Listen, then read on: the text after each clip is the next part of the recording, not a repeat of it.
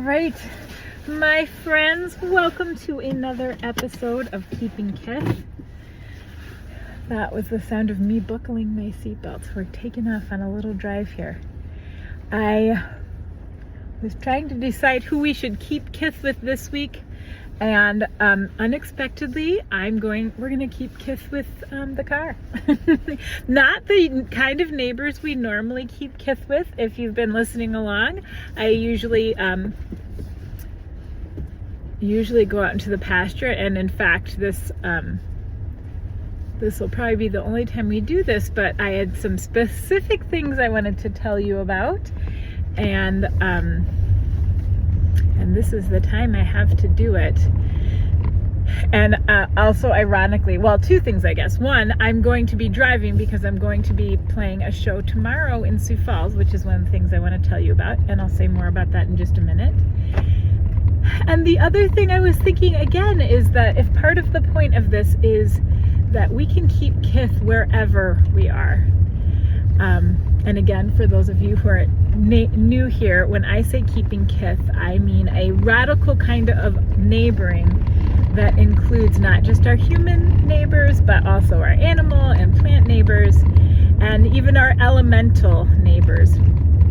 And this is so cool. I'm driving down the dirt road, and we're gonna get on the highway here in a minute. But I'm watching a hawk fly over as we speak. So there you go. Because obviously where I live, it's very easy to come across my non-human neighbors, and in fact, it's kind of difficult sometimes to find humans where we live, where humans, our population density here in Perkins County is 1 person per square mile. So yes, when you're out driving, it's very easy to not see any humans, and sometimes to not even see much that is created by human hands other than the road itself. So while driving, you can keep Kith with clouds and sky and birds and whatever plant life is visible. And obviously, when you're driving at highway speeds, that's going to be a different kind of experience and encounter.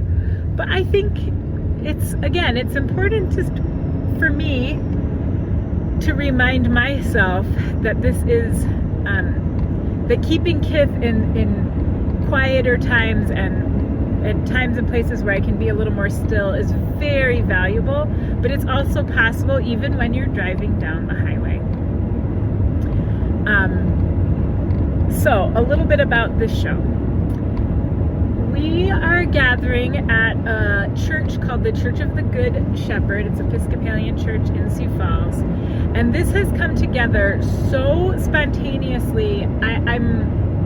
I sent out a text message at the beginning of the week on a complete whim because I needed to be in Sioux Falls for something unrelated. And I just was feeling like, gosh, I would like to get together and just sing with people and tell stories and just gather. Because I just feel like there's so much right now that feels hard, that feels heavy. And I know that when we come together, especially if we come together and sing and are kind of sharing in spaces where we are being open to all that's happening, that is the absolute antidote to despair. So I just put out some feelers, didn't really think anything would come of it because it was such short notice. And then it did, and it's coming together in a way that just gives me so much hope for what we can build in community. That the lifting is not so heavy when we work together, and when we each bring our unique gifts, and if we are serving in the capacities that feel like true to our gifts, that it doesn't feel hard to make really cool things happen, like with relative ease, I would say. And I was just joking that the fact that it's at a church called the Good Shepherd, and shepherding has been one of the great teachers in my life. I've learned so much from my flock about how to human and they've given me so much joy. anyway, I just, that felt like a delightful little wink from the magical unknowing, the great mystery, the thing I don't know always what name to give it, because it's so much bigger than anything I can really understand. And so these little winks, though, they mean a lot. Anyway, that will be happening 7 p.m. Friday. I will be sharing some stories and songs that will be part of the program, and then we will be singing songs together. We have an amazing pastor and songwriter and musician who's going to be leading us and sort of teaching us some songs that we can all sing together. And again, very accessible for anybody who wants to join us. It's at a church, but you don't need to be religious to come. And you also don't need to be a singer to sing with us.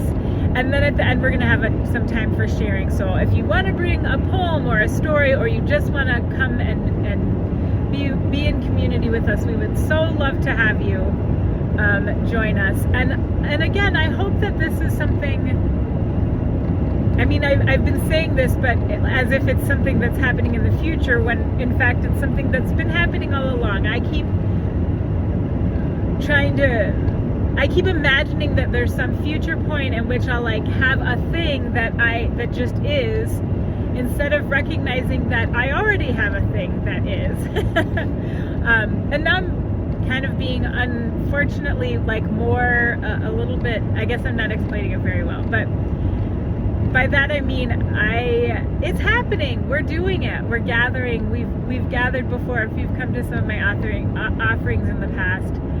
As I said last week, we're going to be doing something June 6th here in Bison. So yes, I will keep informing you about these things, and also encouraging you, if you feel so moved, to see what kind of gatherings how you can keep Kith where you are and where you live. Because again, I just think I think it's been 2 weeks. Yeah, 2 weeks ago I was down in Hot Springs, South Dakota, and I was part of a gathering that again was relatively spontaneous. There wasn't a lot of time.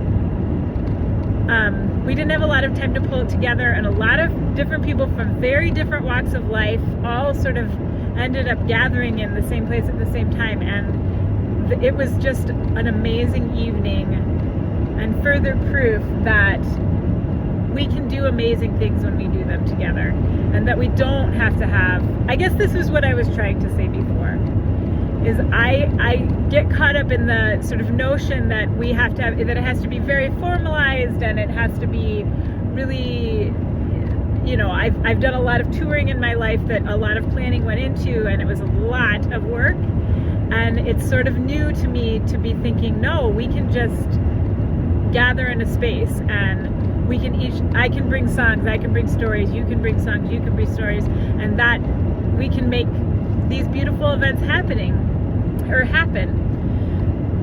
So anyway, I'm just excited. I'm excited, and I'm also just, I don't know, just impressed once again, as I was in Hot Springs 2 weeks ago, with the unlearning that I'm continuing to do. And I love the feeling that, you know, there is no final destination in this life, and every time I sort of think I've got it all figured out, then a bunch of things have to happen to remind me that I don't, and that what happens after that is this beautiful, I just feel so comforted by the fact that me not having it figured out is actually the best possible place for me to be. And that when I'm open to it, like, there's a real vulnerability in that, but when I'm open to like my own not knowing, and my own ability to just show up as I am, that is when the most magical and miraculous things happen. And so anyway, I'm excited for tomorrow. I guess that's the long and short of it. And I hope if you live in or near Sioux Falls, you will join us. And if not, that we will have some opportunity for our paths to cross in the future, because this is a crazy time to be alive, and yeah, there's a lot happening, and I know that we are better together. So much love to all of you. I hope you are finding places to keep Kith, and that it is nourishing you, and that you are finding joy even in the hard times.